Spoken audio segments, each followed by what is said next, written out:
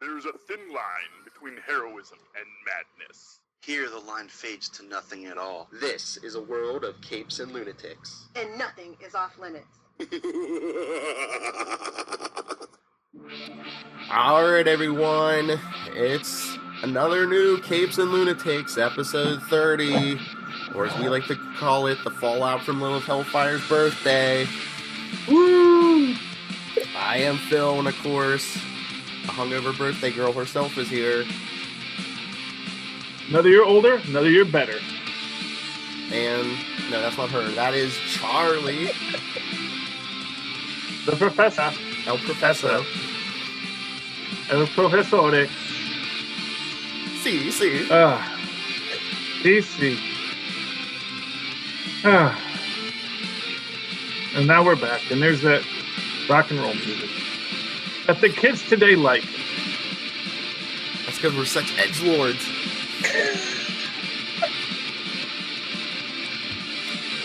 That's why. What am I gonna do?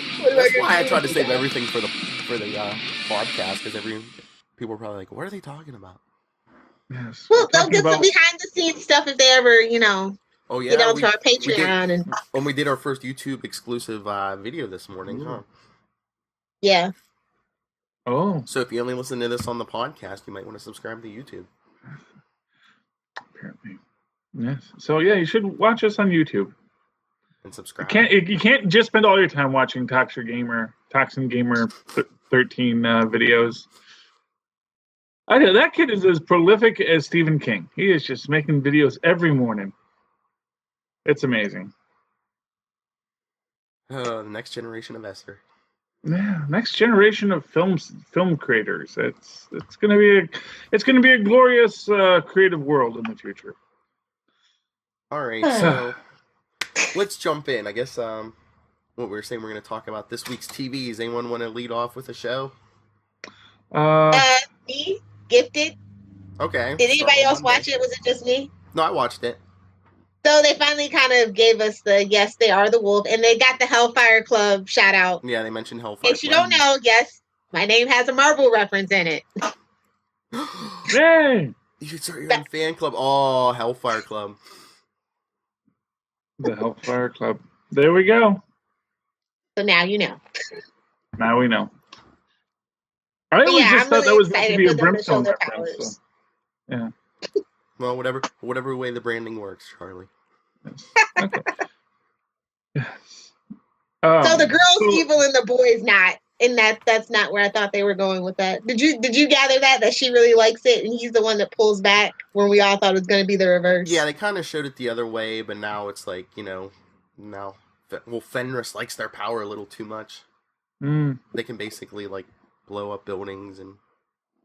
Oh, so okay. I haven't seen any of these shows yet, so yeah, because she can pull stuff together, he can blast it apart, but when they hold hands, they can basically. They're a nuclear bomb, basically. Yeah, so they do we'll that. Get around to eventually. Or if you're in the Robotech universe, they are a star drive. A little bit of trivia from Robotech that the way that their spaceships work is that the energy core is in a constant state of both implosion and explosion that cancels each other out, but then the energy is directed to the... I remember that from when I watched Robotech as a kid. I loved cartoon engineering. So good for them. So they had her do the heel turn.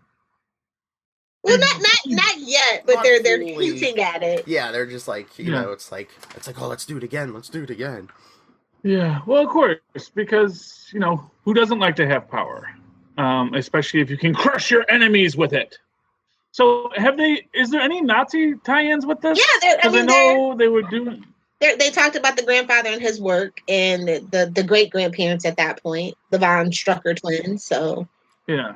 Yes. Okay. So so this was they're all parts of a Nazi experiment. That'll come in great. Maybe we can get the Red Skull once we ink the deal. Oh, yeah, that's right. Yeah. Yeah. Supposedly days away from a Disney Fox deal. Well, what is it, Century Fox 21 or? whatever it is. One of the parts of Fox, but not the whole Fox fan. The whole. Yeah, it's the production arm. Yeah. It's the production arm. So so they can't own the channels because Disney already owns ABC. So they can't own the channels, but they will get the production and the rights to all like that. And then they won't get the news arm, which is fine. Who wants that nonsense? It does well, but you're right. Who wants that nonsense? Yeah, exactly. Yeah, honestly, yeah. Disney doesn't need that associated with their brand. They're like, no, we're actually an inclusive brand because we want everyone to buy our product. Mm-hmm. With just enough racism and homophobia so that you can feel okay buying it as a racist and homophobe, but not so much that you feel bad about it. Racist or homophobe. Don't forget the news anchors and short skirts. And the sexual harassment, yeah. Well, Megyn Kelly's gone now, so who do they really have? Just saying. I have no idea. I never knew anchors even wore pants, so that's I always assumed under the desk. That's what I always assumed, because why would you wear pants to work if you didn't have to? Well, it's like that. Everybody's Donald Duck, huh? It's like that Seinfeld episode. No one wears pants that keep the crease in your pants. You take them off when. Well, no, but like you can wear shorts. You can wear your shorts. I'm not saying they're nude. I'm just saying they're being comfortable, or they could be if they wanted to. It's like why I assume judges don't wear pants. Me too. I think they're all naked under there. Well, again, they don't have to be naked. They just need to be comfortable. But they wouldn't actually be naked because really they're just wearing a robe. And if you're naked under your robe, right now, Lilith, you're naked under your clothes. Exactly. As am I, as is Phil. We're all naked under our clothing. But you get the breeze. Anyway. Which is the most point. Anyway. But anyway, the whole Disney Fox deal, are they going to get rights to TV shows? That's going to be bad. Yeah, they will actually get. Yeah, so Gotham. Gotham. Batman 66. And I think, yeah, they have the rights to Batman 66 too. They'll have the television rights for Gotham and Batman. Lucifer. Not the movie rights. Not Lucifer. Lucifer, really? Lucifer's on Well, Fox. for the production, yeah. Yikes. Yeah. Oh, DC's going to have trouble doing their crossovers now.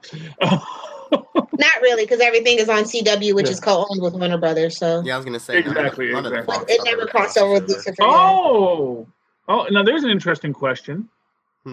Did they name drop Bruce Wayne in Arrow just so they can say no, we've already established Batman's in the Arrowverse, so that if they probably have to end production. Well, we've had it on Flash too, so they can bring Batman right across town. Well, they wouldn't bring it to CW. They would bring it to the streaming service, if anything. Because if you have Nightwing, we'll see what Robin, they do whatever, and Titans, then that's a whole bag of ham. That's going to be a lot of legal battles. Well, here's what I realized is the big problem with Nightwing, and this is just in the DCEU. Tread lightly. Why didn't Batman call Dick Grayson when they were fighting everyone in this great war? Like, I mean, you gotta think like Dick Grayson's got to be like, oh, you had to assemble all the heroes on Earth, and you didn't call me. They might have had a bad falling out. Who knows in this world right now? Yeah, but the whole Earth is at stake, Batman's petty, son. Iron Man and Captain America are making up to fight Thanos. So, Batman is petty. That is one thing you need to know. And as a Batman fan, I can say that, fight me, nerds, he's petty. He really is. Yeah, well, he is dedicated his whole life to getting revenge on crime because his parents happen to be victims of crime. So, but it's kind of petty. I mean, I don't see it go. I don't know about the CW because they seem kind of jam packed with shows already. Because to the point where they're taking Supergirl off and juggling Legends to get Black Lightning in, and it's like you should have just made it a summer show. Yeah, because Black Lightning or a CW Seed show. Who cares? When they come back, or just do 5 Days of Heroes. True. Well, you don't want to put it on Fridays. That's a bad sign when a show is on Friday on any network. Looking at you, Agents of Shield. Sorry. Constantine. Yeah. Mm-hmm. Oh. But I mean, well, they got Arrow, Flash. They can do it on 4 days. Well, they do 4 days. Well, no, they're not. They are doing it now because Tuesdays. Riverdale is technically a comic book show, so they do have 4 days. Yeah, but that one they can put on Friday. Oh, it's doing better than Arrow, so no. I mean, no, they can't. They can put Arrow on Friday. Or they do a 2-hour block. So one's at 8 and one's at 9. But they don't want to be seen as the DC comic book show network, even though that's what they are. Like even though they have 5, even though they're gonna have 5 DC shows on there now. Yeah. They got more than ABC has Marvel shows. So. Well, that's because of the Netflix thing. So. Yeah, so Supergirl and Legends are gonna have to share Monday. They're taking turns. Yeah. I mean, that was not doing good. Cancel it. What the hell? That's true. Maybe that means they will have more new content throughout the year. But at the same time, Legends has been having better stories. And like I said, maybe they feel this is the time to put Legends in a better slot to get the interest. That's not a better slot. You want to have Flash as that lead in. That's the best show on the CW. That's the best spot you can possibly have. So I don't think that Legends is a good lead in show. It's just not. And it proved that itself in the first 2 seasons. That's why they have to be paired with the Flash. If people are used to watching at that time. Well, no, it's Mondays are brutal. But Flash is staying put. It's just Supergirl that's switching, right? Right, but Mondays are brutal. Doesn't Big Bang come on Mondays? No, it's on Thursdays. Yeah, that's right. It's on Thursdays now. That's right. Yeah, everybody moves around. But Supergirl and Legends are rotating Mondays. So I think when they come back in January, Supergirl was going to do the first 4 episodes, and then Legends finishes out their 9, and then Supergirl comes back. Yeah, and she runs till January 18th. Yeah, June 18th. Yeah, so they're just moving everybody over to the one night. I don't know. I think it'll be good for Legends.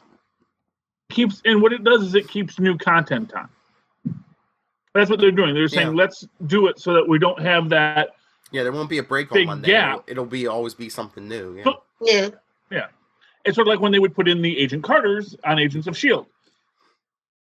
Okay. Well, Legends was always meant to be a filler, though. They should have never increased the episode orders. No, they should have never increased the episode orders, was my point of that. Because it was always meant to be that Arrowverse bridge. So, I don't know. And now Black Lightning has that. But maybe they'll move Wally there. So it'll get good. Are they trying for that instant? Do they want that instant flash bump for Black Lightning? It's not going to work. I mean, word on the curb is nobody really is interested. Like, the marketing is really piss poor for it. And I mean, I'm gonna watch first 3 episodes because I'm curious. Mm-hmm. Yeah.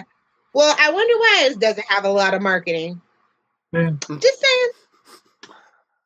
It's not a part of the Arrowverse, so it's the redheaded stepchild. Same with every other show that's not. So if the ratings aren't there, you think they're gonna jump on and be like, okay, he's in the multiverse? I hope not. Well, yeah. I just have a whole feeling towards that. Here's my question. Why isn't it in the Arrowverse? Because Mara Brockakil, the creator, and her husband don't want to work with certain people. But maybe now that certain people are gone, maybe that could change. Who knows? It's like a Mark Guggenheim and Kevin Smith kind of thing behind the scenes with certain people on Black Lightning and in the other part of... Because Berlanti still is he's still producing it. So we'll see how it goes. Well, all I gotta say is, just because you're in the same universe doesn't mean you have to work with that guy. And for what it's worth, that's essentially what Marvel was going through with its TV and movie thing, where when the 2 guys didn't like each other, they didn't interact, but they were always still in the same universe. They always understood we're in the same universe. But it also doesn't fit in the universe. And then once you get the bad guy out, then we can all be friends again. I don't think that he fits in the established universe of Arrowverse anyway. I mean, he started off, they wanted to put that show on Fox for a reason. Mm. So. Well, because CW is like the, fourth network, It's just Flash, not. No offense, but while it's the fourth network, Flash does better numbers than Agents of S.H.I.E.L.D. Okay, I'm not going to argue Agents of S.H.I.E.L.D. here. I'm just saying it's the fourth network. It's not the prestige. And Fox was once upon a time. Fox was the underdog, and look at it now. Mm-hmm. Yes. Well, exactly. Yeah, and actually, I'm sorry. No, fifth network. You're right. Because there was actually three, and then there's the fourth, which was Fox, and now it's the fifth network. It was the network that because we couldn't actually support both a WB and a UPN. Well, UPN only couldn't be carried, and it's the same thing with the CW. They did that. The WGN had to carry them in that particular market, and TV is a pain. But anyway, I mean, I don't know. That Black Lightning suit, does it look a little bulky to anybody? It looks weird. It does. It does. I mean, I'm glad that they're having like a middle-aged superhero that has this pre-established. He was retired. He comes back. He might actually be kind of we might be dealing with like a low-key Batman Beyond situation with Black Lightning, if you know what I mean, because his kids get the powers, and he comes back to help champion them. So that might be the low-key Batman in the universe. Mm-hmm. Okay. He's a principal. He's a school principal. Okay, I can work with that. Watch American Dad. I've seen it before. Principal Lewis, that is the vibe that I am getting. My kids are so confused by Principal Lewis. Dude, I just love him because of who voices him. So. Yeah. Oh no. Yeah. That. Who is that actor? Michael Richards. Michael Richards. Yes. He's talented. He voices a lot. Yeah. No. Yes, but no. But yes. Principal Lewis is a very interesting character. Mm-hmm. It's because American Dad doesn't have any continuity. So. Just what you want your kid's school principal. Yeah, public schools. Anyway, better than Family Guy's principal. well, since we're on Seth MacFarlane kick, I know Charlie saw it. Lil, did you see the Orville this week? No, not yet. It was good. It was good? Yeah. Mm-hmm. It was good. It is the reason why Star Trek is dying. Well, that and it's free, and Orville's free. Well, no, that's why it's that's why it's dying. Because basically, why would you go pay money for Star Trek when you get a better Star Trek for free on Fox? And I think even head to head, if you put them head to head, Orville would still be Discovery. Yeah, well, probably because what is I still don't know what the selling point of Discovery is.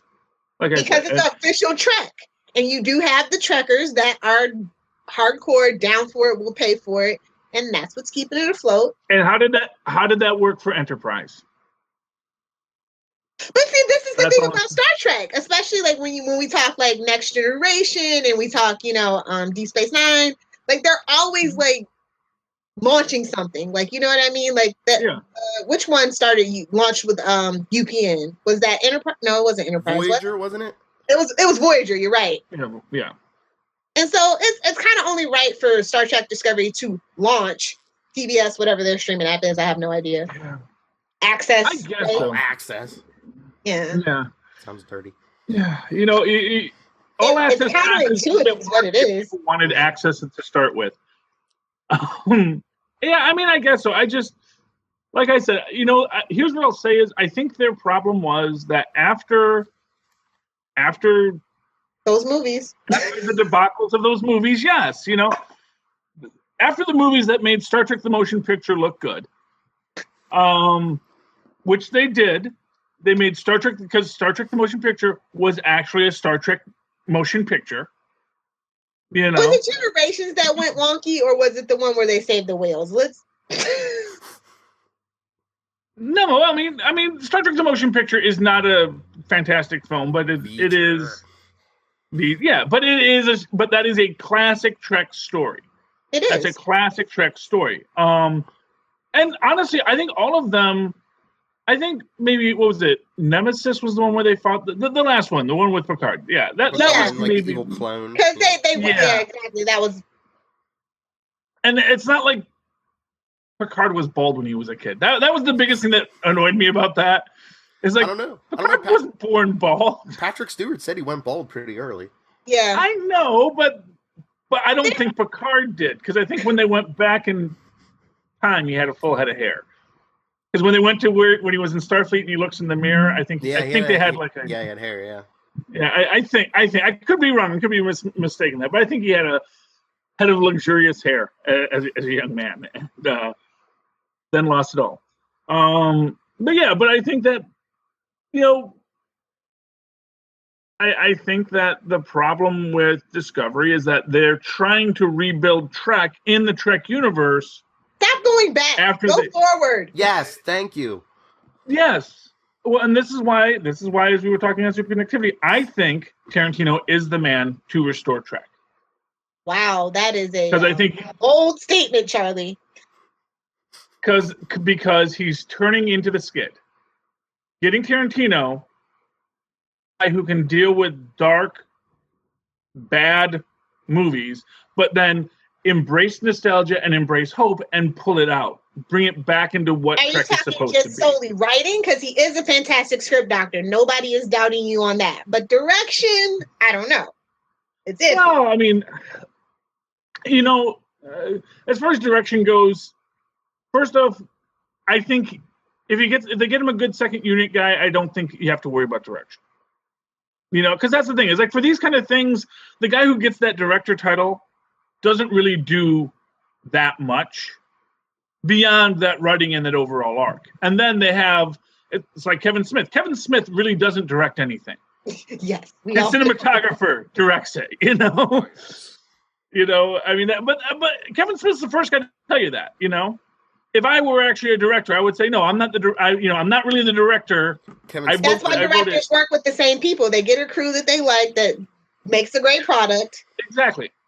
And that's what you do. Kevin Smith brings the donuts. And I'm sure Tarantino has people who can do the cinematography, and he'll do what he does.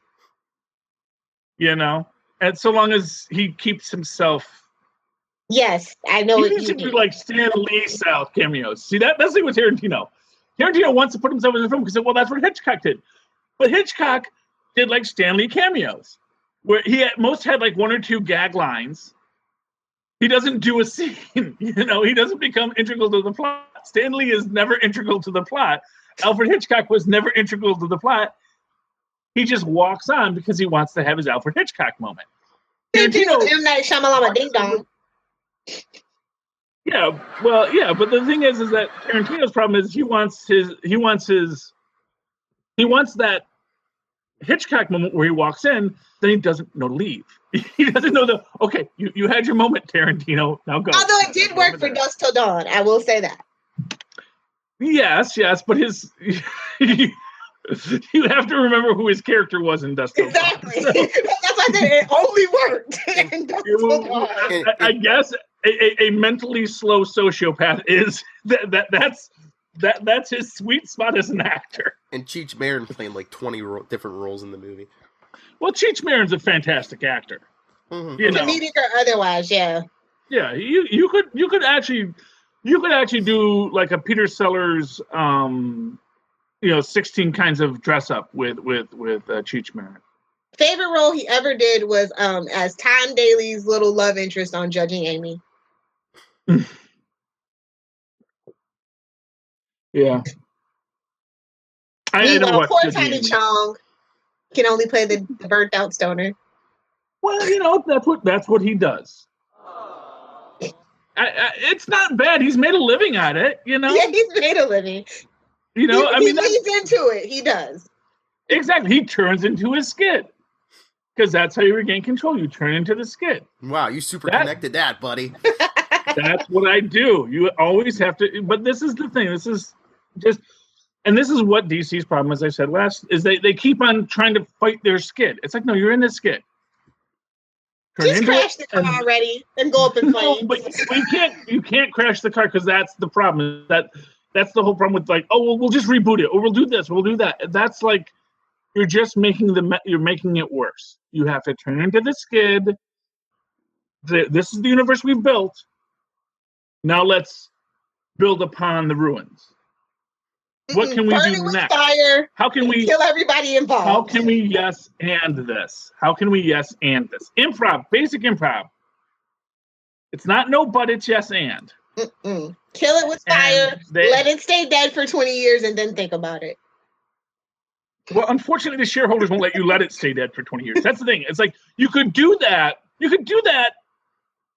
You could have 20 years between the Batman franchise, which was actually a pretty successful TV franchise, and the movie did okay too.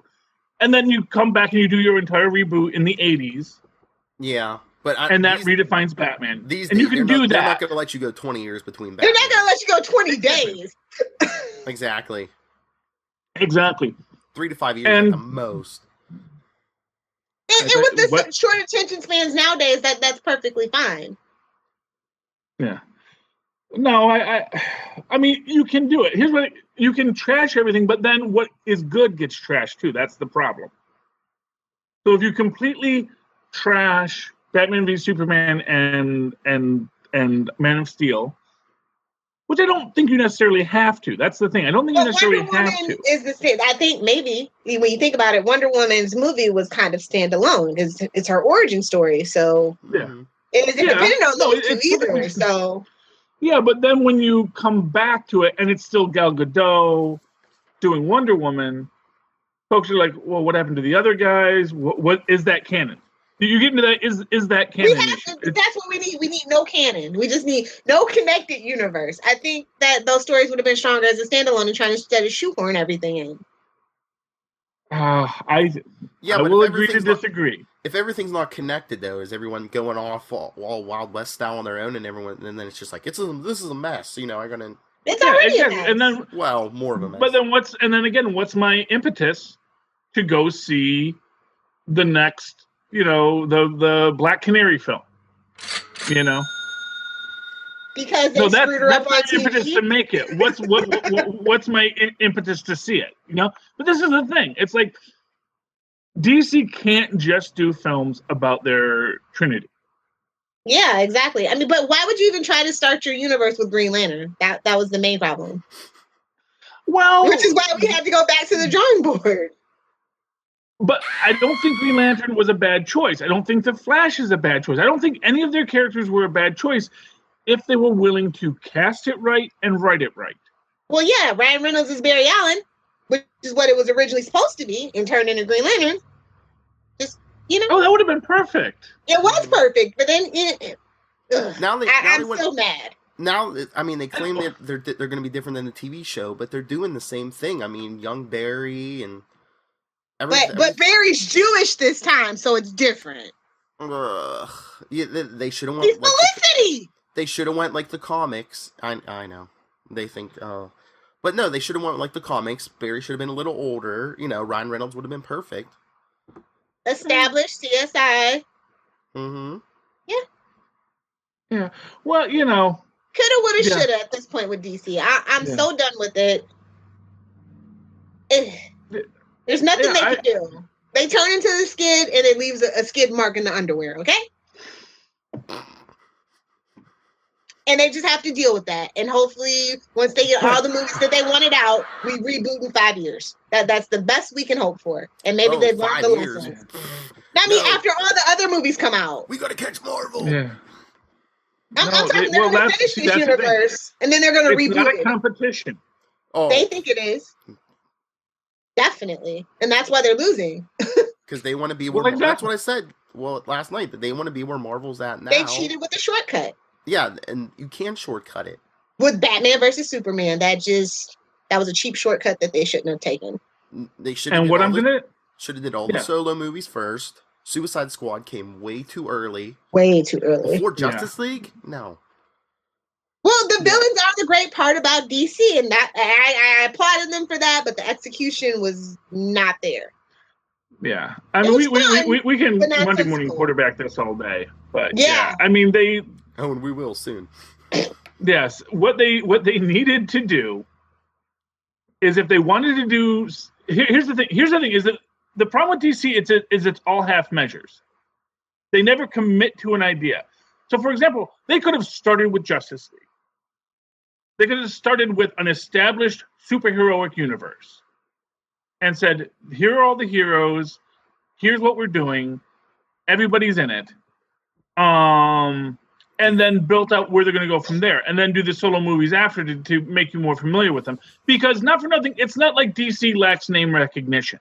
Mm-hmm. You don't need to tell people who Superman is, who Wonder Woman is, who Batman is. Well, again, like we said last night, if the DC stuff is executed correctly, Justice League should be doing more. It should be making more money than Avengers, because Batman, Superman, and Wonder Woman are more of a household name than like Iron Man and Thor and Black Widow. Yeah, exactly.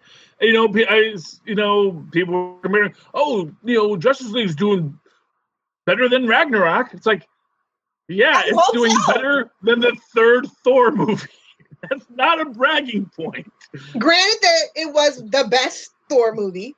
It was, without a doubt. But yeah, I totally agree. But again, Marvel, people expect Marvel to do better than DC at this point just because of how well they have established their universe and how much money every movie has made. Yeah. Mm-hmm. Because they did the hard work. They built these things up, And so they learned the hard lessons. They learned the hard lessons with Ang Lee. Exactly. And what's his name? Edward Norton, Well, and that's the thing. Yeah. Well, no. Well, it was Ang Lee.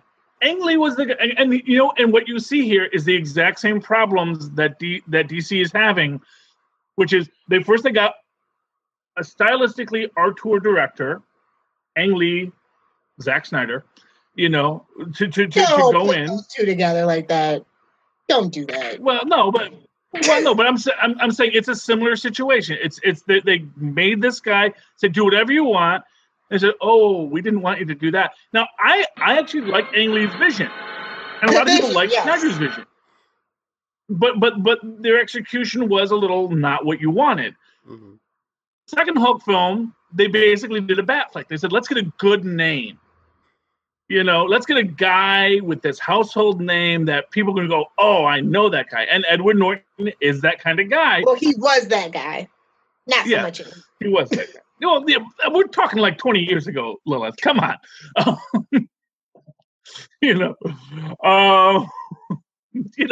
And then he starts saying, well, let's do this and let's do that and let's do that. And he starts putting in all this stuff that's just taking the film out of its context. So when you put these people who are bigger than when you put people who are bigger than the heroes they're representing into the film, it always ends poorly. Yep. And this is the thing when you think about Christopher Reeves, when you think about Chris Evans, when you think about Adam West, they may have had some knowledge, or best yet, Michael Keaton. People knew who these guys were, but they weren't. No one was going to sit there saying, Michael Keaton, you're bigger than Batman. Exactly. When Michael Keaton gets Batman, they're like, oh, okay. First time everyone's like, Michael Keaton is Batman. That's awful. And this is one thing that Marvel has understood for the most part, which is that get someone who's not a household name. So first off, we can pay him cheap. Next. With the exception of, pre-MCU, because they did get Jessica Alba at her height. Yes, but that wasn't Marvel. Yeah, that was Fox. But it's still a Marvel brand. But I know what you mean. Yeah, it was Marvel branded. But yes. I actually thought she was okay as the Invisible Girl. I didn't mind her. Compared to what you saw later, those movies were good. Yeah, really. Let us never forget. Never forget the tragedy. But no, that's what I said. The big thing coming out of that Disney Fox deal, we might get a good Fantastic Four movie finally. Finally, maybe they'll make it the TV show that I want it to be and put it on Freeform. Oh, I would be so.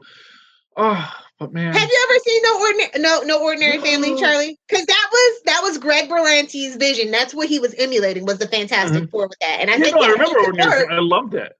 Yeah, with my favorite thing.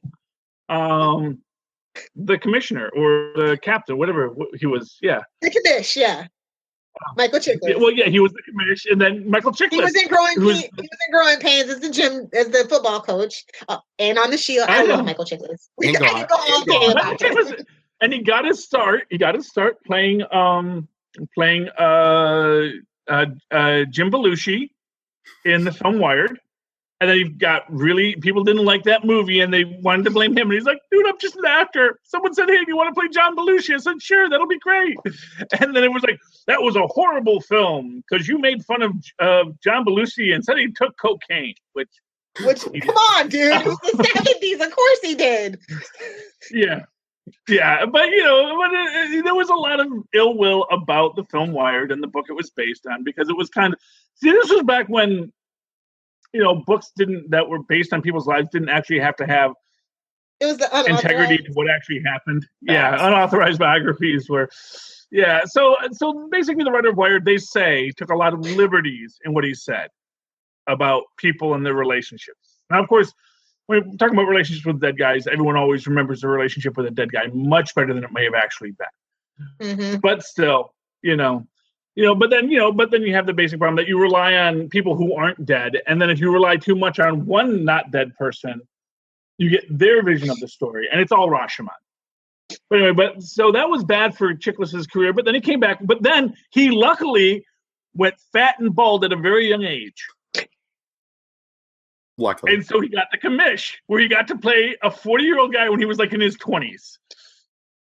You never think about that as an actor, but that basically was it. He got to play a fat, bald guy in his he was supposed to be like in his 40s or 50s, with a grown family, and he's like 2 years older than his daughter in that film, in that show. Basically, he's doing the male version of Angela Lansbury, where Angela Lansbury is actually younger than her son in Manchurian Candidate, but because she had that.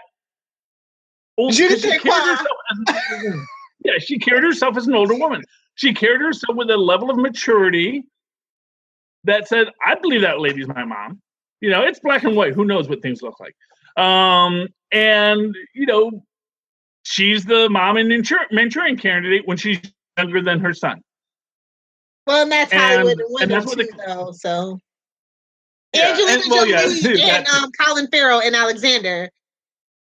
It was like a 2-year difference. So yeah, exactly. Yeah. No, absolutely. Yeah. Well, that's how it goes. But anyway, but that's Michael Chiklis' career. And then he reinvents himself, he loses the weight, and then he becomes middle-aged buff dad. Middle-aged buff dad. Middle-aged buff dad. I'm working towards that. I'm trying to get there, man. See, my problem is I got all this luxurious hair. I can't shave it. You shaved it before. Now, but then I needed it. I used to have it shaved, and then I got to go. The Seinfeld episode, don't take it for granted. Yeah. Next time you shave it, you might notice the pattern. Oh, I've noticed the pattern. I know it grows back faster here and here and here than right here. Well, this part is pretty solid. I got a good strong widow's peak, so that's good. Phil, how do you let this conversation go off the rails? Come on, you're here to be the moderator. This is quality. My favorite look is the bald look with the mustache. Yeah. Oh yeah. Oh, that's a classic. Yeah.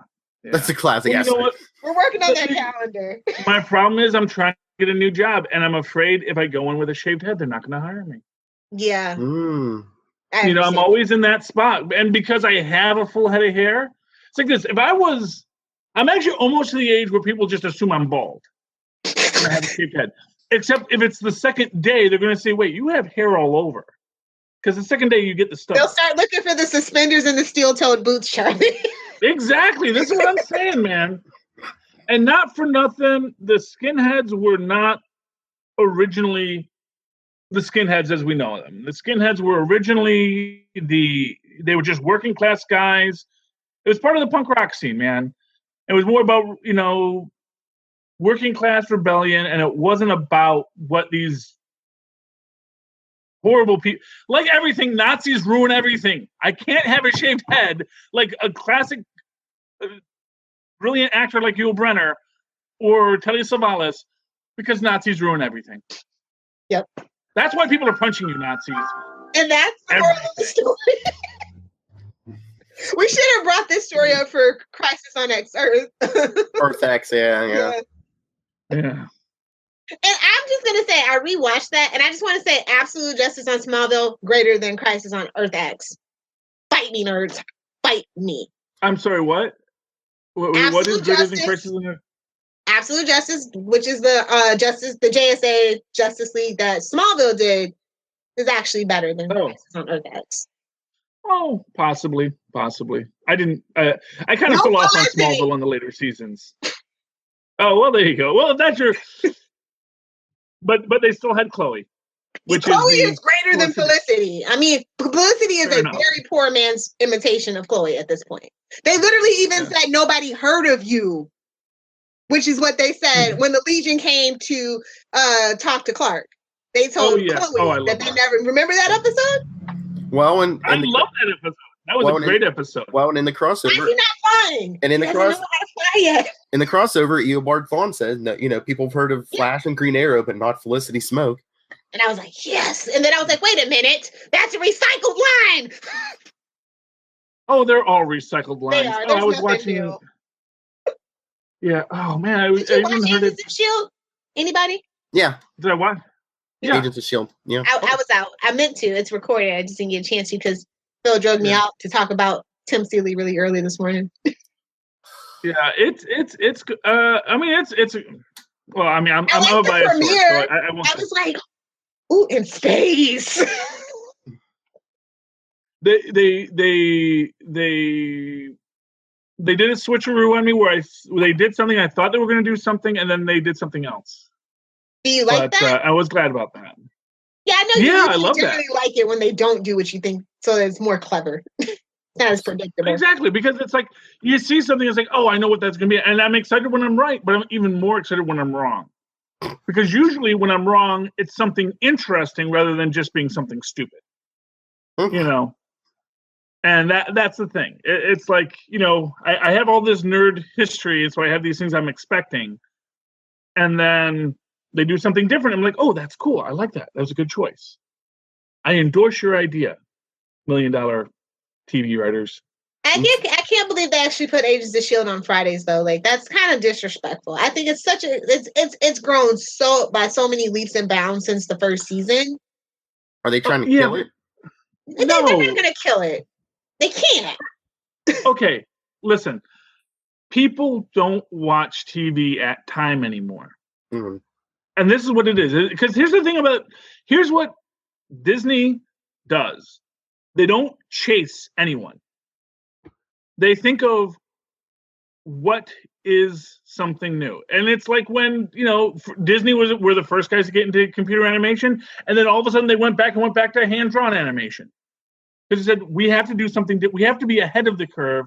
You don't just do what everyone else does. But at the same time, advertisers have not adjusted their models. They have slightly, but not by much.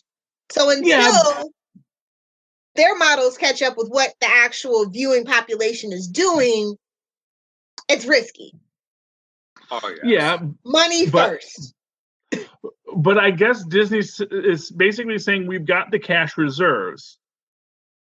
We can fight this war, and they're working on their streaming service. And the fact of the matter is that because they've done all this hard work to build out this brand of Disney, of Marvel, of soon whatever Fox has, they are going to be in this position where they're going to not just have one show that they say, here's where you're going to come for this. They're going to say, here's where you're going to come for this and this and this and this and this and this and this and this and this. We're going to do a ongoing Star Trek television series or Star Wars television series set in the Star Wars universe that will be canon. We're going to have Agents of S.H.I.E.L.D. doing their thing. We're going to have Cloak and Dagger. We're going to have the Warriors. We're going to have what Olaf the Snowman is doing now, and we're not going to make you watch it before the Coco film. Did you see that? The 22-minute short before Coco. Oh yes, which now there's going to air on ABC before the Frozen Christmas special. Yeah. So which is what they were originally going to do anyway. And they said, well, we don't want to put it on, which actually, again, shows that power dynamic where basically they had it. It was going to be a Christmas special. And then ABC was balking at them about putting it on. And they said, fine, we'll just put it in front of Coco. And then they got that backlash. And they basically went back to ABC and said, put this on. Well, yeah, when you're sitting in the theater, you guys think you are the boss. When you're sitting in the theater with young kids, that's just what you want. Tack another half hour on it. Where they start kids getting do have to pee. Yeah. Kids do have to pee. And this is the problem with children. Or just the attention span, if they're young enough. Yeah. Well, yeah, yeah. You just put some NyQuil or some Robitussin and you're good to go, buddy. I'm kidding. You were clearly I was wondering why we didn't hear those dogs this morning. Benadryl for dogs. Yeah. No, but yeah, and then you wind up with a wet theater seat. So it's not really a good plan. Family Guy reference. Sorry. Okay, I don't know. That got really weird really fast there. Okay, thank you. All right, I think we know what Lilith was watching for her birthday. Anyway, no. There we go. I don't want to see the future Gambit. I'm good on that. Anyway, moving right along. All right, Lilith, what did you think of the Arrows? No. No. We'll talk about Flash. Okay, Flash first. All right. Okay, so this is what I've discovered. Mark Guggenheim forced that wedding on the crossover because Iris gave a clap back to Felicity. And I loved it. Remember, she's like, they crashed our wedding, but I'm not bitter. Oh, yeah. That was my favorite part of the Flash this week. Oh, yeah, you know what? That bugged me too. That they interrupted their freaking wedding. It's like, can't you wait 5 minutes to finish this wedding and then say, hey, could you marry us too? No. Felicity's Why the do you most have to do selfish that? thing in the Arrowverse. She just really is. You know why? Just gonna say it. White lady privilege. Okay, I wasn't the one that had to say it. Thank you. No, I'm gonna say it, man. That was totally like, excuse me, Ms. Someone else is getting married. And yes, it's great. You want to get married to your boyfriend, and you can do it right now if you want. I'm not going to stop it. Don't freaking take my wedding. It's bad enough that Nazis crashed it. Yeah, not for nothing. Not for nothing. It's like we just fought Nazis, and you're like, sorry, I'm going to take your wedding. Hope you don't mind. And then they don't invite anybody to their wedding reception. I'm just saying, selfish lady. Mm-hmm. Mm-hmm. They didn't even get anything on the registry. Like, how dare they? I mean, espresso machine is nice though. 40 toasters. McRory for the win. Heatwave got them 40 toasters. A fire sale. They're like, dude, they returned them. They're culpable now. Flash was great. I will say this: toasters do break. And so you may need another toaster. So, you may, if that could be a lifetime supply of toasters. As long as you have storage for it, it's fine. And they do. But what do you think, Lil, if they set up the trowel? Yes, finally. But I'm very upset that they're not doing the classic trial of Barry Allen with Reverse Flash, or even the Trickster, which they did in the original Flash series. Because who doesn't want more Mark Hamill on the Flash? Yeah, but he's a busy man these days. Yeah, damn Star Wars. Fight me, nerds. Well, I'm not a big Star Wars fan, so I think it's overrated. At Lil Hellfire. Yeah, go ahead. Fight me, nerds. I'll wait. All right, I guess that answers my question. If anyone was going to see Force Awakens next week. I haven't seen any of the new Star Wars movies. I mean, ever since the prequels, I've been no more Star Wars for me. Oh, they're better than the prequels. No, I don't care. I don't care anymore.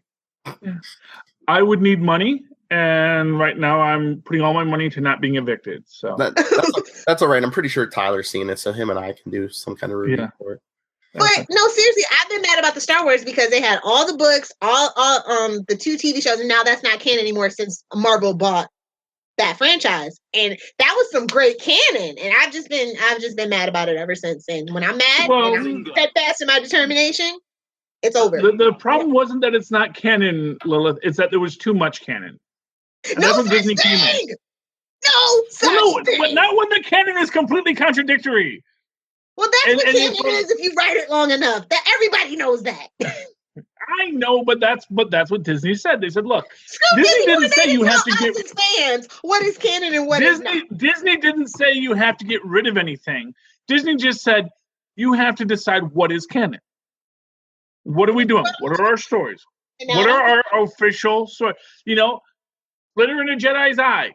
You know, you can't have that be canon and everything else be canon. And it was probably the best sequel of them all.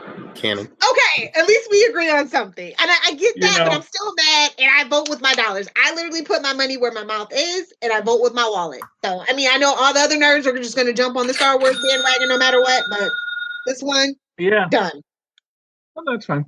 So, Lilith says in Star Wars. Yeah, that's fine. I'm just. Although I do love BB-8, though. I like the merchandise. I haven't bought any, but I do like the merchandise for BB-8. And you know what, Lilith? They don't care if you see the movie. They just want you to buy the T-shirt. I know, and I'm not doing that either. Merchandising. That's where the money is. Exactly. Baseball, and I was as I want it, I'm not going to do it. But you would buy a Spaceballs flamethrower if there was.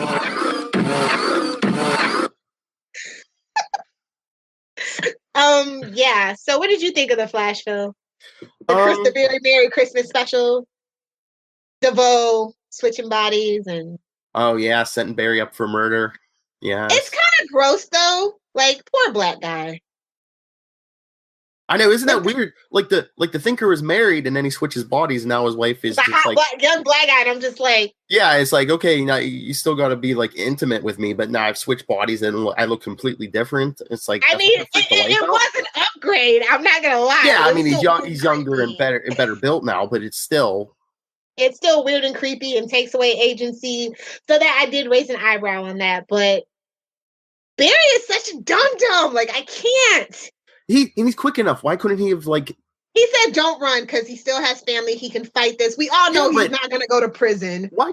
He's fast enough? He couldn't have cleaned up the scene enough and hid the body. But then, what if he missed something because he's a dodo bird now? Yeah. So then they're like, "Oh, you tampered with this, da da da da," and then that's even more.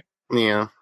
And now Cecile wants to tell everybody that he's the Flash. I'm like, Cecile, I love you, girl, but use your head. Be serious. Well, from that classic storyline, you know, his last one before Crisis. Yeah. You know, when the lawyer wanted to rip his mask off, but his face was he had a facelift. I'm still mad that Arrow didn't use the Nazi body to prove that, hey, this was some guy that looked like me. Exactly, like you said, pull Matt Murdock. You know, tell the FBI, hey, look. I mean, they love to make Marvel references so much in the Arrowverse. Why not? There was an Oliver Queen duplicate. He must have been the one running around as the Arrow, not me. Look, he even has the clothes. Mm-hmm.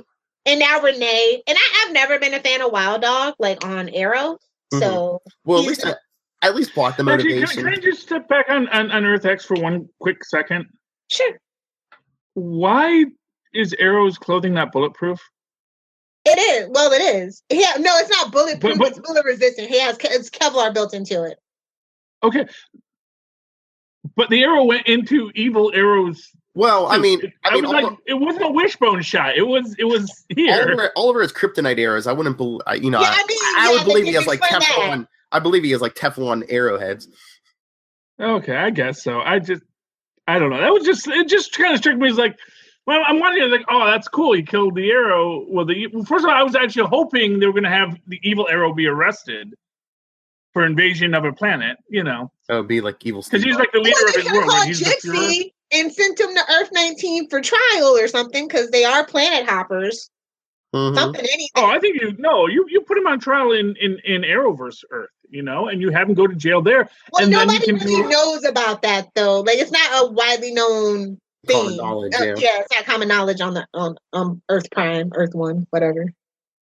I think it's common knowledge that they just got invaded by Nazis. Is it though? It feels like it only happened in Star City, or I mean, not Star City. Central There City. were a lot of dead people on the ground in Star City. That happens every May in Star City. Nobody bats an eye. All right. And it also happens in Central City. So. Well, I mean, that does bring up. For seasonal superheroes, there's a very high crime rate. That's all I'm saying. They bring out the crazies. Batman proves it. Well, I mean, it does bring up a good point. What did they do with that evil Oliver Queen body? Did they throw it back through the portal? Incinerate it? Yeah, I mean, they never really said what happened to it. I mean, well, poor evil Supergirl blew up. So, but then Reverse Flash gets to live. So, was Citizen Cold and the Ray a couple prior to that last scene? Yeah, they've been a couple for a while. Okay, but it's when he decided to stay. Yeah, because they were kissing. Did they show that in the Flash episode? In the Flash episode. No. Yeah. Although I haven't watched it yet, but they did yesterday. The Freedom Fighter cartoon, is that out yet? It started yesterday. I didn't watch it yet, but yeah. So they're only doing one a week, right? No, I think it looks like they might have dropped like 6 episodes or something. Is that all? That's the whole thing, then. Yeah, I think. Cool. Something to talk about. Mm-hmm. Okay. Very cool. I'm just waiting on Constantine. I'm just curious if they had established that they were a couple earlier in the crossover, or if that was just a little gimme at the very end where they kiss and. No, they had established it. Okay. That's a really healthy couple that he's okay with his spouse leaving when it's like, we just killed the Fuhrer. It's going to be a lot of chaos back in our world. Maybe we could use Citizen Cold there. I'm just saying when he's like, I'm going to stay with these guys because my actor needs work. But, I kind of, it makes me wonder how long it's going to be till Stein gets resurrected because, Never. Victor Gerber doesn't want to come back. But anyway, he loves his Broadway thing, and I love my Broadway, so good for him. Charlie, are you up to date on Legends? I didn't see the season. No, I just watched Crisis on Earth X Legends. Oh, jeez. That's literally all I've seen. I'm so far behind. But Citizen Cold's in there, yeah. And I know Citizen Cold's in there because that's why I wanted to watch it before I finished watching. Because I saw bits of it. I saw the beginning and the end. I don't know what happens in the middle of the net. So I know how it ends with Lilith's favorite character. He even had a cigarette. I was like, "What is up?" Because he only had the lighter in the Arrow episode of season 4, but he actually had a cigarette in this one. I was just like, 9 o'clock slot. Well, if they're allowed to do whatever they want. 9 o'clock slot. Yeah, they basically said to Legends, you know what? We don't care anymore. Just put on a show. Give us content. We're going to rotate with Supergirl. You're going to be the mid-season replacement next season anyway, so I don't think that they knew that. I think that they were counting on a show to fail. I think they were either counting on Valor to fail or Dynasty to fail. And now that they're still doing pretty okay numbers, and their Friday is also filled with Crazy Ex-Girlfriend and Jane the Virgin, which are their only critically praised shows. So they were kind of just stuck in a lurch at that point. And then we get what we get. I say, Riverdale could be a summer show. Yeah, put something on Wednesday. Oh, I wanted to ask Riverdale is Wednesday. Something. Yeah, I know, but superhero show. Vampironica, Lilith, thoughts? No thoughts on Vampironica? No. Okay. Oh. Because I just saw that advertising. I was like, oh, Vampironica? That sounds interesting. I mean, they do weird stuff, and I happen to like Archie versus Predator. That's one of my favorite weird things that they've done. But that doesn't look interesting to me. I'm a Betty more than I am a Veronica, so that might be a reason. Yeah. Okay, that's fine by me. Oh, I think she just revealed her real name. Everyone, it's Betty. No, it's about as basic as Betty, though. I know, you told me. Wait, your name isn't actually Lilith? I did not know that. I told you this is a character. I'm much nicer in real life. What, you thought Mr. and Mrs. Hellfire named her Lilith? Well, I assumed Hellfire was, although, you know what? Tell that to Crispin Hellion Glover. Parents so I could imagine her name was like Lilith Hellfire Steeplewitz or something, I could totally... I could imagine that. I was tempted at one point to legally change it just for the heck of it, but because of what I figured I probably would end up going back to work doing, I was like, I probably shouldn't do that. And I'm glad I actually didn't do that. Miss Hellfire would like to see you in her office, please. Dun, dun, dun! I don't know, if a resume came across my desk that said Little Hellfire, I'd probably go like, that sounds like an interesting name. Certainly you want the jumps out at me. Burn. Sure. HR's weird people, man. You never know what HR is going to pass along. We get all kinds there, from complete nuts like me to real straight laced folks like my boss, so it all depends on who you're going to get. But but no, I assume Hellfire was a pseudonym. I did not assume Lilith was a pseudonym. It's a middle name. Just saying, that's just Lilith is your middle name. So there we go. Is it? So I assumed Hellfire was a middle name. Like I said, Crispin. That would have been awesome, actually. Because I don't know your parents. Like, your parents could be like, they were kind of hippies, to be honest. And, they could be like college folks, college professors, I've always been jealous of Rainbow Prior's name. I love how she spelled it, and I love the fact that her name is Rainbow. Well, yes. And for all I know, your parents could be, professional stand-up comedians, I know so little about your history, Lilith, I'm a very private person. And that's okay. But as a result, I don't assume anything you tell me about yourself is false. She's an enigma wrapped in a contradiction, wrapped in a temporal anomaly. Nah, that's fine. I don't assume falsehoods from people. Maybe that's a mistake on my point. But yeah, I don't assume a falsehood. Like if you say, "Oh, my name is Little Hellfire," like, okay. Don't you just want to pinch his cheeks? Which end? They are pinched by a dimple. He's married.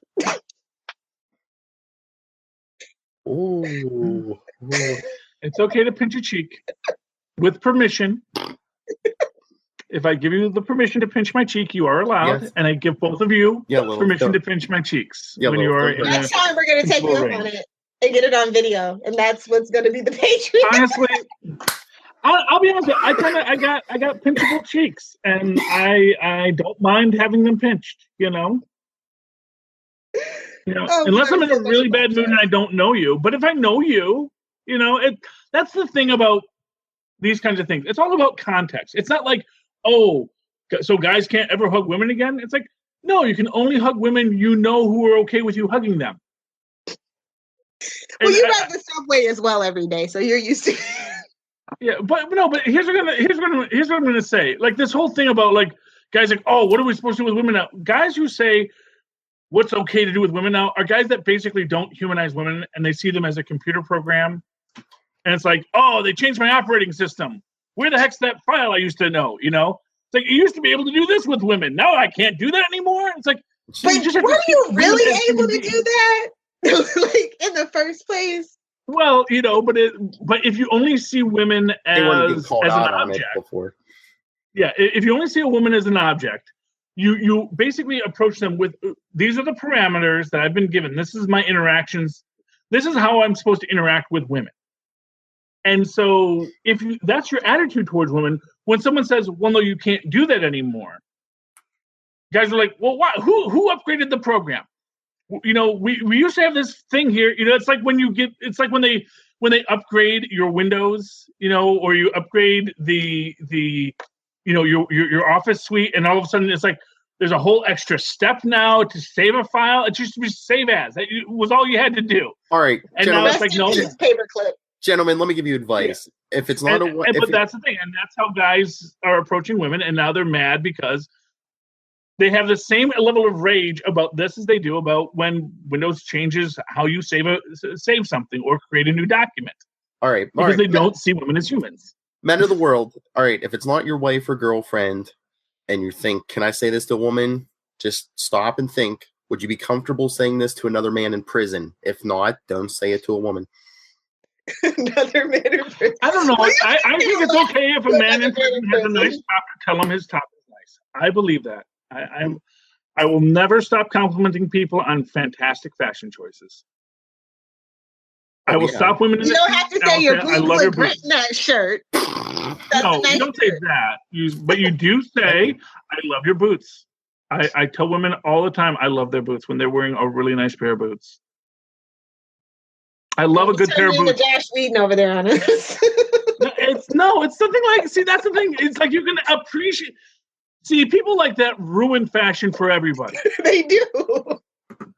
Because it's like, no, I just really like when I see a person wearing Cavalier boots, I don't care who you are. I'm going to say,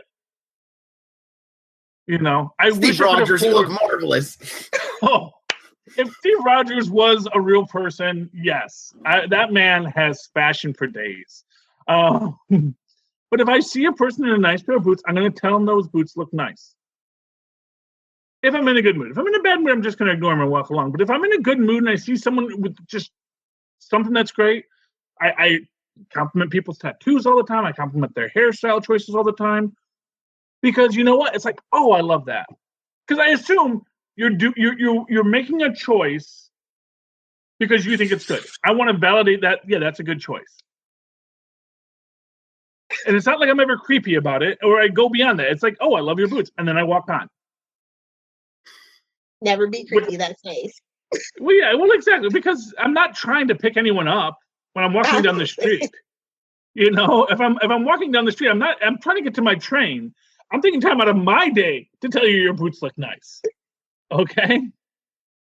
And I'm not, and honestly, I never say anything about people's pants because pants, there's not much you can do with. You have to have some really fantastic pants. You got to have like glitter pants. I want to say, I love those pants. If you're wearing glitter pants, Charles getting for his birthday a pair of glittery leggings. If you can find glitter pants in my size, Patreon son has been revealed. Patreon. Charlie Glitter. That's what we're gonna have to change his name to. All right. So if we can honestly, if I could wear glitter all day, if I could wear. He's like George Costanza. I would love to shop at where Rod Roddy used to shop. You're like George Costanza in Velvet. You're like, if I could wear glitter all day, I would drape myself in it. I would, man. It's beautiful. But it's probably too much work. That's the thing. Same with Velvet. The dazzle. What did you think of Arrow, though? I know people have rage quit and they vowed to not watch the rest of the season. Why? Because half the team quit, or? Well, just the whole first 10 minutes of it was just like it felt like we were watching Dynasty for the first 10 minutes. And so what? So everyone just did accept. They're just sick of Felicity. Like a lot, like I've seen it on Twitter and I've seen it on Tumblr. Now, when people are bad talking Felicity on Tumblr, there's a problem. And everyone just accepts Felicity's father now? Right? Like, oh yeah, he was this, he was the villain calculator, and but all of a sudden everyone's just like, oh yeah, come in. But last time he was around, though, he did help them save the world. So yeah, true. Yeah. Redemption wasn't earned, but it's Arrow. Everything's cheap now. Did you cheer when you saw Felicity in the garbage can? I mean, too little, too late. She is single-handedly destroying Arrow. Like the character is just, it's too much for me. And I kind of probably, like I said, I was gonna give it up after the crossover. I'm definitely done now. There's nothing they can do for me. Lilith, remember what this year is. #feminism on the CW. The Andrew Cuthbert gone anymore. Maybe we'll actually get some feminism instead of faux feminism. How about that? Now this How about you don't have to tell me? If you have to tell somebody instead of show them, maybe you need to go back to writing school. Now this house will be bitching. Dude, I totally want him to say it, by the way, in the Flash. They keep bringing that phrase up. How many, what was that this week? That's like the fifth time. Yeah, so something's coming to that by the end of the season. I totally wanted him to say this house was bitching, though. I did. But yeah, it was like the fourth or fifth time they've dropped that line, so it means something. Definitely. Or they just knew that the fandom would pick up on it. Maybe. So I think we are going to come back to that. Yeah, I guarantee it. All right. So you want to read any good comics this week? Nightwing 34. Tim Seeley's last. And they changed. We talked about it, but I don't like this. DC, I'm glad Rebirth is gone, but I don't like the side panel. Yeah. No more Rebirth on top. It's the cover, and look, it's a Batbook. Yeah. I like that. That's nice. Batbooks. It's a work in progress. Lilith, It's how you know which books to buy. Lilith, did you read Batman? What's the brand? I did, but you know what? My favorite one this week was actually Batman and Teenage Mutant Ninja Turtles 2. It was the first one of this arc. It was great. I thought the first one was fantastic, and I don't know why we needed another crossover so soon, but I loved it. It's my pick of the week for DC because I love Teenage Mutant Ninja Turtles and I love Batman, and when they come together, even though I feel like I wish that Teenage Mutant Ninja Turtles would do a crossover with Daredevil, because obviously like, I've been waiting my whole life for that, but Batman's the next best thing. What was crossover? Was the first miniseries from who publishes Turtles? Was it Is it IDW? Yeah, it's IDW. So it was the first series IDW, and then this one's DC. Is that why? I think this one is still IDW though. Yeah, usually when they do those kind of crossovers, it's usually through IDW. Because IDW you're right. It's DC's turn. You're right. Oh, okay. So you make me look like an idiot there, Phil. Or Lola, thank you. Well, I mean, they're the basic publisher, but they still share the title DC and IDW on it. Mm-hmm. But in like all the records, it says DC is the main publisher for this one. So okay. However, they work the rights out for that. I know you read Green Arrow, right? I did. I'm kind of losing steam on Green Arrow. Oh, really? Yeah, after that, the last arc, which was really fantastic, this one kind of seems lackluster for me. What do you think about his mother? I prefer Moira Queen as the Queen of the Forest. That's my favorite arc that they ever did for her. So, Yeah, I didn't know if they needed to resurrect her. I mean, if they're gonna resurrect her, resurrect her on the show. Don't do it in the comic books. Like, I just have a thing about that with Green Arrow. Like, I just feel like he doesn't need family. Like, his family is his supporting cast, and they have such a strong connection that I don't care about his mother. I don't care about his father. I don't care about Amiko half the time.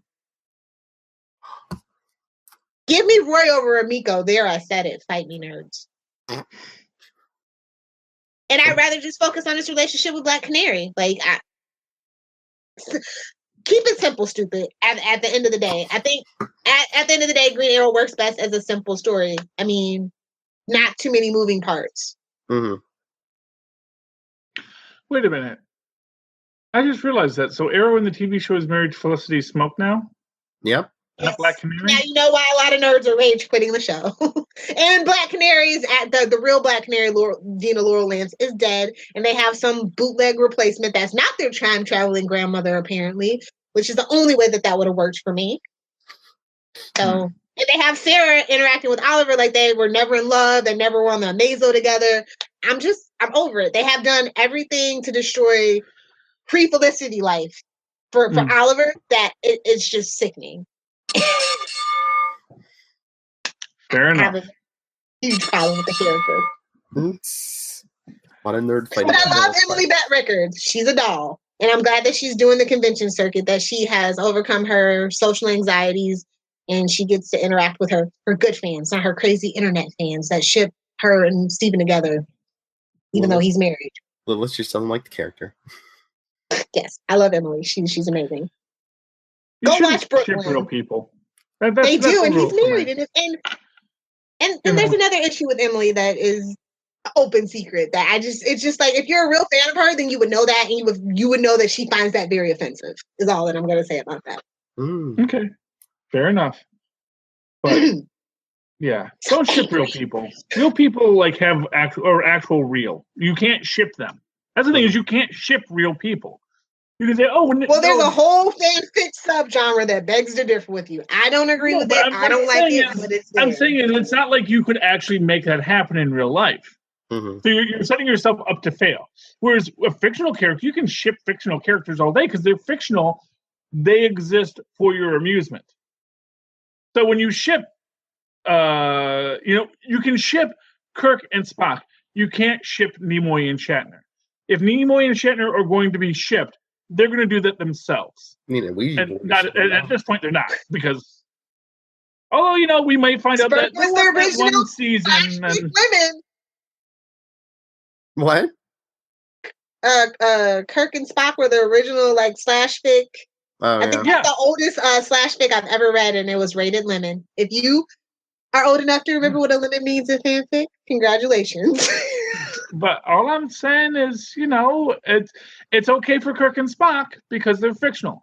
When you say, I really wish Shatner and Nimoy would get together, now you're just a creepy weirdo.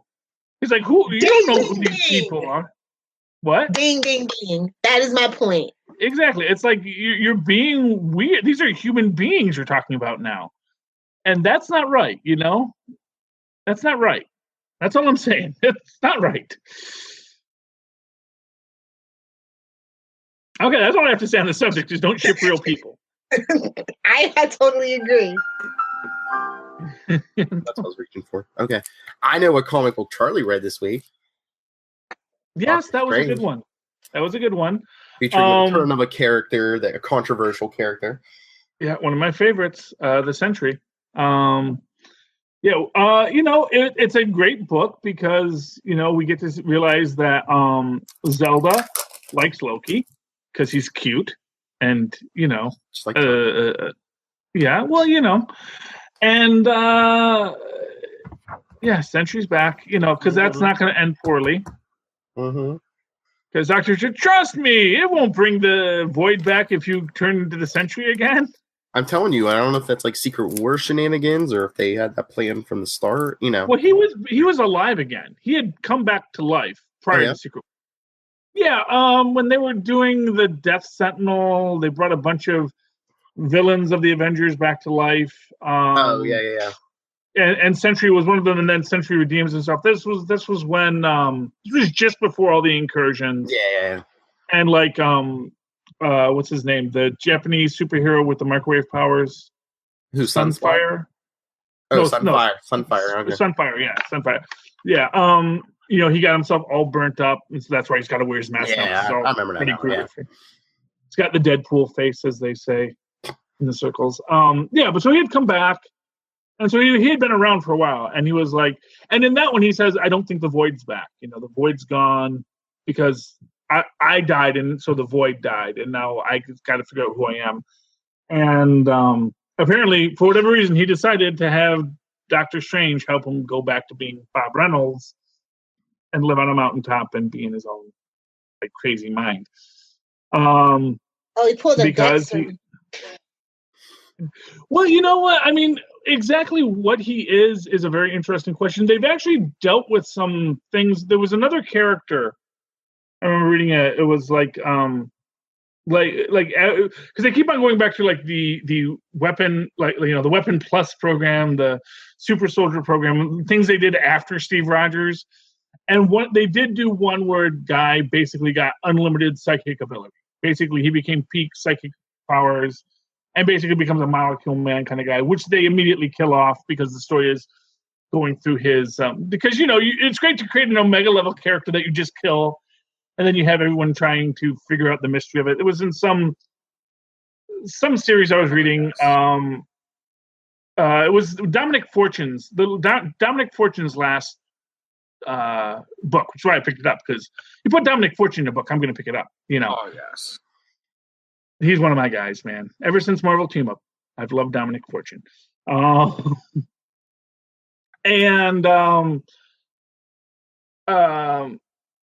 they have this idea, and so this idea of someone drinking a super soldier serum and getting like unlimited mental powers, it's an established idea, and that's sort of where they were at with the Sentry, where he basically he went to God mode, basically. But because the human mind can't really handle being put into God mode, it messed him up, and that's why he's the Sentry. And whether or not he actually is going back in time and altering the past or the future or whatever things with the Sentry, which is one of the reasons I love him, because he does have this insane, he is by his nature non-canonical. I want him to face Gwenpool. That's going to be cool. Because Gwenpool is going to be like, I have no idea what to do with you. There's not a single canon for you. There's nothing that I can say is true or not true about you. And if I push you outside of the comics panel, I don't know what that's going to do. Because you may be bigger than that. You may be more powerful than even Gwenpool, which would be amazing. And I'm sad because I didn't get to pick up Gwenpool this week because I have no money. And also the comics were delivered late. Yeah, I wasn't joking about being evicted in January, man. I don't know where I'm going to live in January. I know where my family's going to live. I don't know where I'm going to live. Yeah. This is my life now. I got to plan you got to plan ahead. When you know stuff is bad, you got to plan ahead. And that's what I'm doing now. Well, maybe I'll mail you my copy. I haven't read it yet. Okay. Well, yeah. Honestly, I could have gotten the digital codes, which is what I've been doing, which I feel horrible about because I'm like, I'll pay it once I get paid. But it's like because my wife won't get paid until the 22nd. We're like kind of in this trying to keep ourselves afloat, and we can't because we don't have money. Because that's how our society works, and it is what it is. Don't cry for me, Argentina. But, can somebody tell me? Well, the whole thing was that UPS is delivering comic books late at my shop lately because I guess Christmas maybe. Yeah. I know my. So I know my guys. Festivus for the rest of us. It's been good lately, but I know there's been a lot of weeks like where my guys like UPS will deliver books like damaged and stuff. Yeah. Well, UPS is just. You know why? Because they're trying to cut their budgets. They're trying to cut their budgets. They're not a good idea around. So UPS you're usually better with because they're union, but like I wouldn't trust FedEx to deliver anything like that. It's just the opposite for me in our shipping department. Like we trust FedEx more because UPS they divide it up. Like if it's ground, if it's air, like different guys have to come. With FedEx, you can take it in one truck, and also it helps that the FedEx main hub is like right down the street from us too. So. Yeah, well, I mean, I'm not saying FedEx is bad. I'm just saying, the main thing with FedEx is they handle such a low volume of shipping. They probably do it better. Yeah. UPS is like USPS, where it's like there's so much stuff that goes through. Stuff gets damaged, and and when you start cutting corners on a big operation like that, your quality immediately starts to fall off. Hey, did anybody see I got Guardians of the Galaxy this week? Did you see they're ending this with 150 and they're doing some kind of infinity like Adam Warlock infinity? I'm sure it's going to tie into the movie, but they're doing, so that's sort of like this is their space version of what they're doing with the Avengers, where all the Avengers books are stopping and now they're just going to have the new book. Avengers weekly book, which is not on my pull list, so I probably won't have it. So does nobody care about the Venom arc that's going on? Because I actually picked up the first book. Even though it was $5. I know it's partially on through Amazing Spider-Man, so I'm going to read it there, but I haven't picked up like the Venom book. I mean, I happen to like Eddie Brock and Flash Thompson, so that's why I kind of like picked it up. Is it good? I might have to get it if you say it's good. I give it about because they're just getting the ball rolling, so there's a couple of things that could be going on, and I want to investigate. Mm-hmm. But yeah, it looks like it could be a pretty cool storyline event or whatever they're going to call it. I was surprised to see it. I was just like, I didn't hear about this, and I just picked it up because it's Venom. I like it. No, fair enough. I mean, I would have, if I was a guy with money, I would have certainly picked it up. I was actually interested in it. Tristan loves Venom, so I always know that that's a good book for me to buy because it's going to get read by someone else aside from me in the house. But no, it's story of my life right now. Sorry, Lilith, are you reading any X books? No, I'm waiting on Jean. Okay, well they kind of brought Xavier back. Well, at least his brain. Again. Well, his brain. He didn't have a body, so they kind of stuck him in Phantom X. Really? Mm-hmm. Oh, he's in Phantom X's body. Well, I guess until they clone him a body or something. I was gonna say they're doing. And where's Phantom? They're gonna make sure that it walks, or he's gonna be in the wheelchair again. Why clone a body if you're gonna? You know the play. They always clone him a body. It works fine, and then somebody has to snap that spine every time. Please do that. The Shadow King or Cassandra, what's her face? Yeah, somebody's always snapping that back. Yeah. I love the inclusivity of having Xavier in a wheelchair, but it's old. Let's just get over that. Well, it wouldn't be old except that they keep on putting him back into it. Yeah, exactly. You know, it's like, you know, it's like if Tony Stark suddenly had heart problems again. It would be like, really? We're going to go back to that? You know, it's like... People forget heart conditions like nobody's business. Like, Quentin has a heart condition. Laurel's death should have killed him. Just saying. Bitter. I'm sorry. I'm always going to be bitter. But when I saw they announced that, I mean, they brought him back in, what was that special? The Marvel Legacy special, but the original Wolverine's going to be in Phoenix Resurrection. Really? Mm-hmm. Now I have to pick it up. Well, they said there was artwork with him, so whether that's just like some. Now, is this the original Wolverine, or is this just another Wolverine? Well, after that Marvel Legacy special, he had one of the Infinity Gems, so I'm assuming. But what I'm saying is, unless it's a multiverse, because is there still a Wolverine trapped in adamantium? That's the question. I think they said this is the original Wolverine, and because they were even saying Old Man Logan, he could be happy about this. Yeah. Well, yeah, because he's from a different timeline. He's from a timeline where he didn't get encased in adamantium. You know, he's from a timeline where acts of vengeance worked. That's basically what that's the entire Old Man Logan story. Is acts of vengeance worked, and really it was all Loki's fault. Loki destroyed the world as usual. I mean, they keep retreading everything. I'm waiting for Acts of Vengeance too. Electric Boogaloo. You're gonna get Secret Wars 5, silly. No, Acts of Vengeance. You know, Spider-Man gets Captain Universe powers again. Different people fight different villains. Although it seems like we get that these days anymore. Anyway, people will just fight any villain. Well, yeah. At this point, I think that the conceit of Acts of Vengeance doesn't work as well anymore because people don't have just one villain anymore. You know, mm-hmm. Since the heroes have been getting more and more into everybody's books, you know, nobody just fights one set of, because people used to just fight one set of villains. Mm-hmm. Own books, you know, and you know, that was the thing. And so when they broke that up, pretty much after Acts of Vengeance, after that, then everyone started getting into everybody else's books and cross promotion. Cross promotion is great, but sometimes it can bite you. Yeah. Hinder you.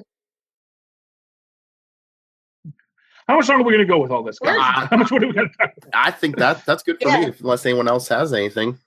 Nope. No. All right. Yeah, I know we're trying to. Rob told us to get to shorter episodes because this is too much for you people. Oh, please! Then say you get bored. Then we'll get him on one of these weeks to talk DCEU, and we'll see how short we go. Okay. All right. Birthday girl, Lilith Hellfire. If people want to send you presents, where can they get a hold of you? Don't send me presents, but you can tweet me at Lilith Hellfire or at Adventures in FG. You can find me on at Adventures in FG on Pinterest, Facebook, Twitter, and Instagram. And also check out my website, Adventures in Fangirling. And please be sure to check out our network, SouthgateMediaGroup.com. Click on some affiliate links. Go shopping. It is the Christmas season. Yay, capitalism. To the capital. And Charlie Esser, if people would like to send you presents, where can they get a hold of you? Please write to me in that old-fashioned email way, the way our moms and pals once said, at superconnectivityblog@gmail.com. That's superconnectivityblog, all one word, at gmail.com. And follow me on Twitter as I live tweet, usually the first 45 minutes of Agents of S.H.I.E.L.D. before I fall asleep, at Charlie Esser. That's CharlieEsser. Look for the two E's in the middle for quality. And if anyone would like to just send random money to me, just email me. I'll tell you how to do so. Oh, I like that. If people want to send random money to me, nightwingpdp@gmail.com. On Twitter, I am at nightwingpdp. But follow the Capes and Lunatics. Subscribe and rate and review our podcast. Subscribe to the YouTube. We just did our first YouTube exclusive show today. So if you're listening to this on the podcast, check out YouTube because we have stuff on there that's not hitting the podcast. And for anything, contact us. Tell us how good or bad we are. Recommend stuff to review for our YouTube exclusive stuff. capesandlunatics@gmail.com or the famous voicemail 614-382-2737. That's 614-38-CAPES. And stay tuned. We might have some specials coming up. So, yeah. All right. Any final thoughts?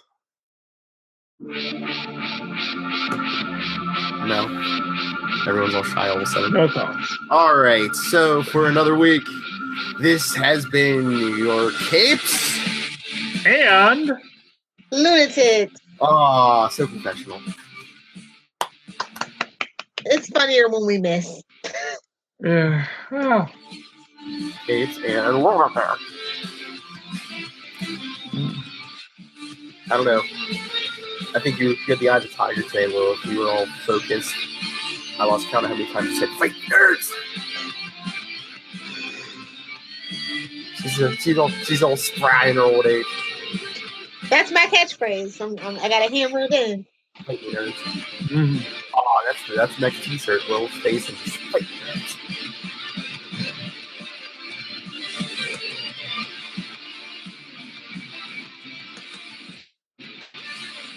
Can't we all just get along?